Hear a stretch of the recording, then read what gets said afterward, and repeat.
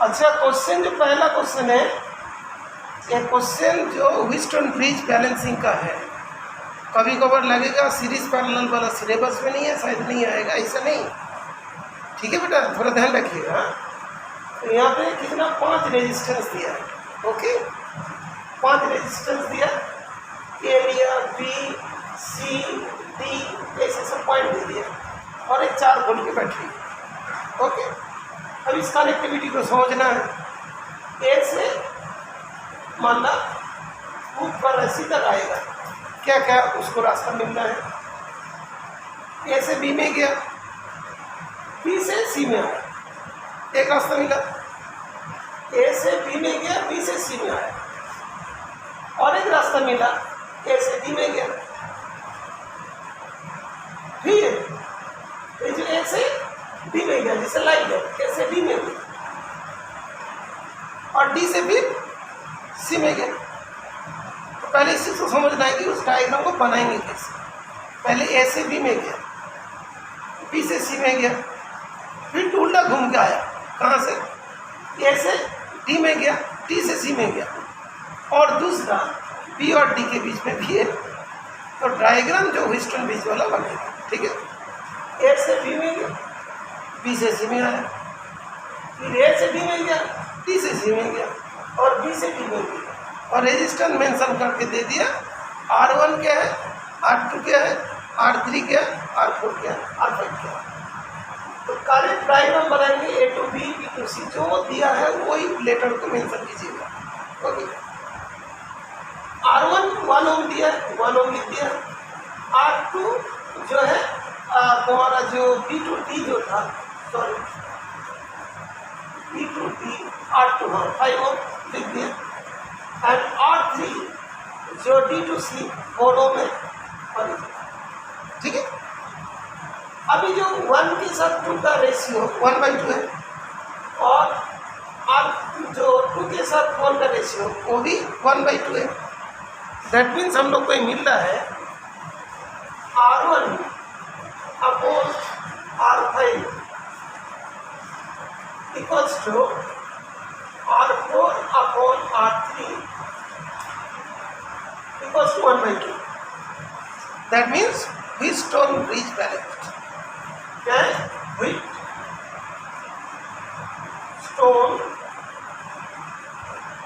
Bridge.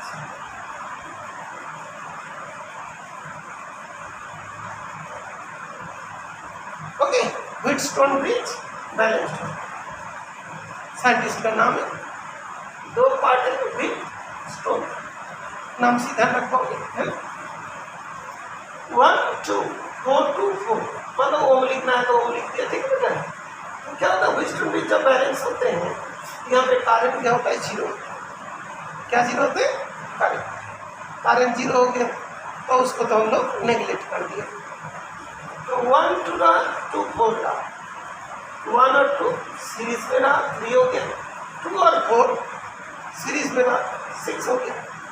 अभी 3 और 6 parallel में हुआ, कैलकुलेशन करके दिखा दिया 2 ओम। तो दिस इज 2 ओम, 2 ओम का रेजिस्टेंस, 4 वोल्ट का बैटरी, ओम्स लॉ लग गया, I इक्वल्स टू V/R, तो 2 एम्पियर हो गया, और तुम्हें 3 नंबर मिल गया। ठीक है, तो मेन पॉइंट्स क्या है, number 1 correct diagram, number 2 Wheatstone bridge balance हो रहा है, that you to tell.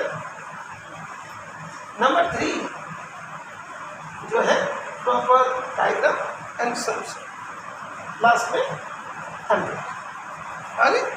Okay, तो हाँ बेटा, क्लियर है ऑनलाइन में सभी को, क्षितिज, वर्षा, अर्पिता।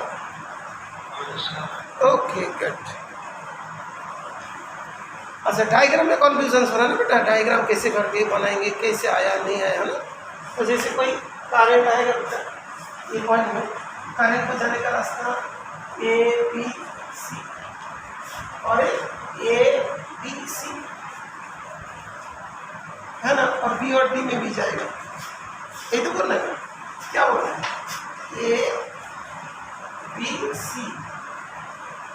ABC जाएगा।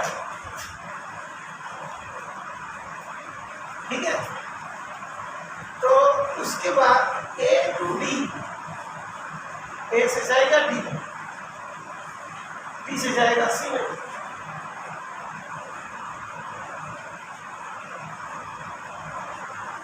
ऐसी वाला तुम बना दिया, यहाँ पे ये बना दिया रजिस्टर पर, और बी से डी में भी जाएगा, ये बना ना, उसी कोई बढ़िया तरीका से बना दिया। ठीक है, समझ में कोई दिक्कत नहीं, आप समझ में आ गया? Okay good. तो इस तरीका से उस डायग्राम को फिर बड़े करके बना दो जो अच्छा लगे। हो गया, क्वेश्चन भी सिलेबस में है।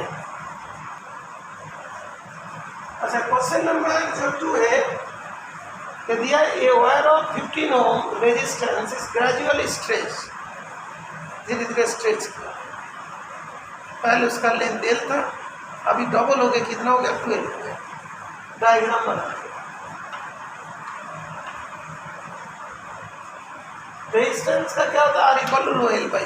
जब हम लोग वायर को स्ट्रेच करते हैं, वायर पतला हो जाता है, तो उसका पहले क्रॉस सेक्शन एरिया ए था, तो जब स्ट्रेच करेंगे डबल करेंगे तो a/2 हो जाएगा। ओके, और रेजिस्टिविटी जब तक मटेरियल सेम है रेजिस्टिविटी सेम रहेगा। ओके, तो अभी वॉल्यूम जो पहले था इनिशियल फाइनल वॉल्यूम भी सेम होगा। A1 L1 A2 L2 area into length volume होगा। A1 को एरिया ए लिया, इसका लेंथ L, दैट मीन्स इसका क्रॉस सेक्शन एरिया ये था, इसका कितना हो गया a/2। ठीक है, A2 equal to a/2, R2 equal to rho L2 upon A2। Rho L2 को क्या लिखेंगे 12 लिखेंगे, और A2 को a/2 लिख देंगे। तो R2 equal to rho 4L upon L, 4L upon A। ठीक है, तो R2 equal to 4 row L/A, 4L R1। ठीक है, 4 into 15 that will be 60 ohm, because इसका पहले रेजिस्टेंस था तो हमारा 15 ओम था, 4 गुना हो गया। ऑलवेज ध्यान रखना, जो रेजिस्टेंस होता है R डैश जो होगा n² R, 2 टाइम्स करेंगे तो 4 R हो जाएंगे, n स्क्वायर। 3 टाइम्स आएंगे तो 9 टाइम्स हो जाएगा। ओके, सीधे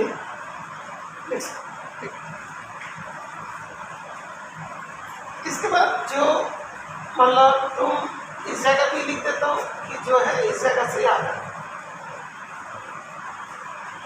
नेक्स्ट बात है कि दोनों 30-30 ओम का हो गया।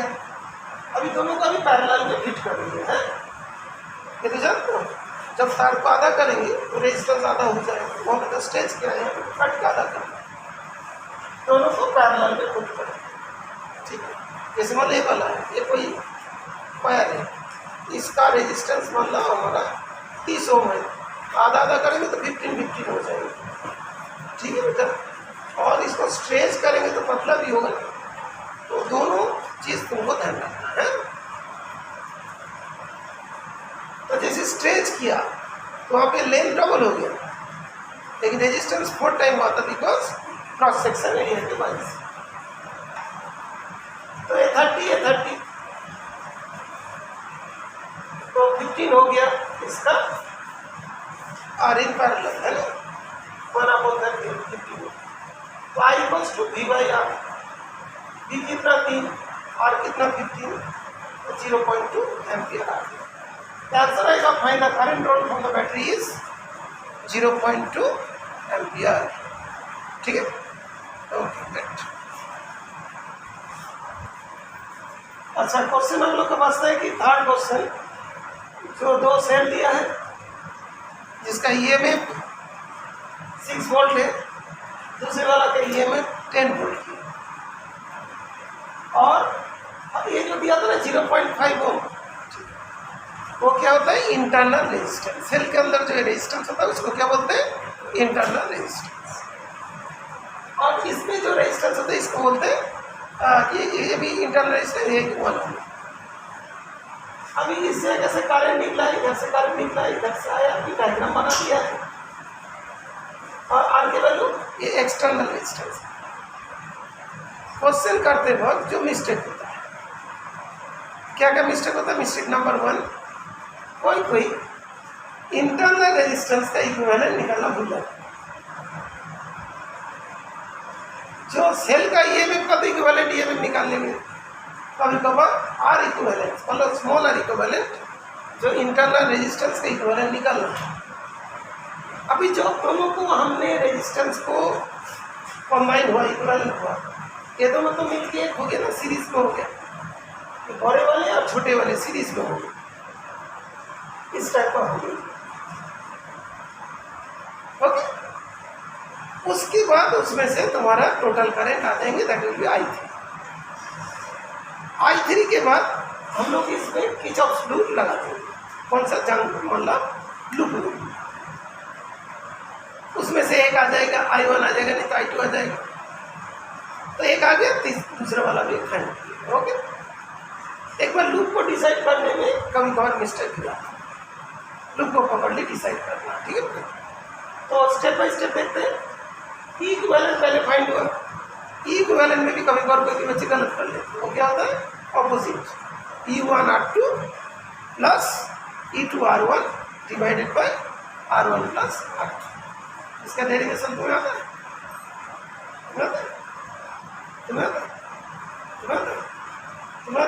डेरिवेशन इसका भूल गए, इसको भी प्रैक्टिस कर लेते हैं, तो बाद में रिविजन कर देंगे। अभी तो ये आता है तो मालूम है ना, कन्फर्म है ना कैसे आता है वो तुमको, और एक बार सॉल्व करो। तो 6 × 1 10 × 0.5 1 + 0.5 तो 11/1.5 वोल्ट आ गया, ठीक है। अभी 1/R इक्विवेलेंट 1/R1 + 1/R2, तो इसमें 1/0.5 1/1 सॉल्व करके R इक्विवेलेंट आ रहा है 1/3, ठीक है। तो नहीं तो पहला स्टेप ये हुआ। डायग्राम को बना दिया भाई, ये दोनों इंटरनल रेजिस्टेंस थी, वो दोनों जोड़ के एक सीरीज हो गया 1/3, ये वाला 12 सीरीज में, सीरीज का इक्विवेलेंट है 1/3 + 12 37/3 हो गया। अभी I3 = ये दोनों जो सेल था इसका जो total EMF divided by total resistance, तो क्या देगा? करंट आ जाएगा V equivalent upon RS। Solve करके करंट आ गया 22/37 एम्पीयर। और सीधा यहाँ तक क्लियर? अर्पिता क्लियर बेटा? अर्पिता और हाँ क्षितिज प्रेजेंट है, क्लियर है बेटा यहाँ तक? ओके, ठीक है। अच्छा, फिर खोल दो। इस पर लूप लिया A E1 B E2 E, ध्यान रखिएगा, सिखाया गया था पहले लूप कैसे लेते हैं। सेम डायरेक्शन में लूप, करंट दोनों सेम डायरेक्शन में, तो नेगेटिव हो जाएगा। और जब वोल्टेज के लिए पॉजिटिव टू नेगेटिव क्या होता है, नेगेटिव मुझे बताइएगा, तो उसको फिर यहाँ पे अप्लाई करें लूप के लिए। इसमें जब हमने ए से बी तक लेंगे तो ये पॉजिटिव से नेगेटिव में जाना, higher to lower, higher to lower, final वाला कम, इनिशियल वाला ज़्यादा। माइनस करें तो क्या नेगेटिव होगी, है कि नहीं? -6 हो। यहाँ पे जो करंट जा रहा है इस डायरेक्शन में है ना, सॉरी लूप जा रहा है इस डायरेक्शन में, करंट इसका उल्टा, तो प्लस हो गया I1 × 0.5, ठीक है। फिर यहाँ पे जब आ रहा है voltage higher to higher, lower to higher, higher minus lower, तो पॉजिटिव होगी, तो हो गया 10 वोल्ट। लेकिन यहाँ पे जो लूप है B2A है, करंट भी सेम डायरेक्शन में, करंट सेम डायरेक्शन में, लूप भी सेम डायरेक्शन में, तो क्या होता है? नेगेटिव होती है, -I2 × 1। कभी कभार तुम कंसेप्ट बदलते हो, ये वाला पॉजिटिव हो जाएगा, ये वाला नेगेटिव हो जाएगा, ये वाला नेगेटिव हो जाएगा, ये वाला पॉजिटिव हो जाएगा। कभी कभार कोई दूसरा तरीके से लिख दो तो, है ना। एनसीईआरटी में यही कॉन्सेप्ट यूज है, और एक कॉन्सेप्ट क्यों यूज होता है वो मैंने पहले भी बताया। एक बार चाहते हो तो एक बार मैं और एक बार बता देता हूँ, बिकॉज जो देख बेटा, जैसे मतलब रेजिस्टेंस है ना, अभी ये करंट का डायरेक्शन है, लूप का भी डायरेक्शन तो यही सही रहेगा। करंट हायर टू लोअर जाता है, लोअर माइनस हायर क्या होगा, -2 -5 माइनस ऑफ जैसे मतलब ये मतलब -2 बोलते हैं, मतलब 5 बोलते हैं, तो -2 -5 -7, ठीक है, ये चीज़ है, ये कॉन्सेप्ट यूज है। अभी इसमें से ये इक्वेशन आ गया 0.5 I2। अभी I2 का वैल्यू I1 प्लस I2, यहाँ पे कौन सा लूप यूज होगा, यहाँ पे जंक्शन, कौन सा जंक्शन,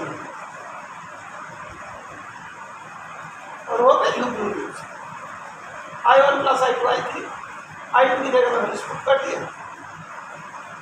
हम स्पुट करने के बाद I1 प्लस 0.5 1.5 I1 22/37 -4, ठीक है, तो -126/37 सॉल्व करके कितना है -84/37 एम्पियर।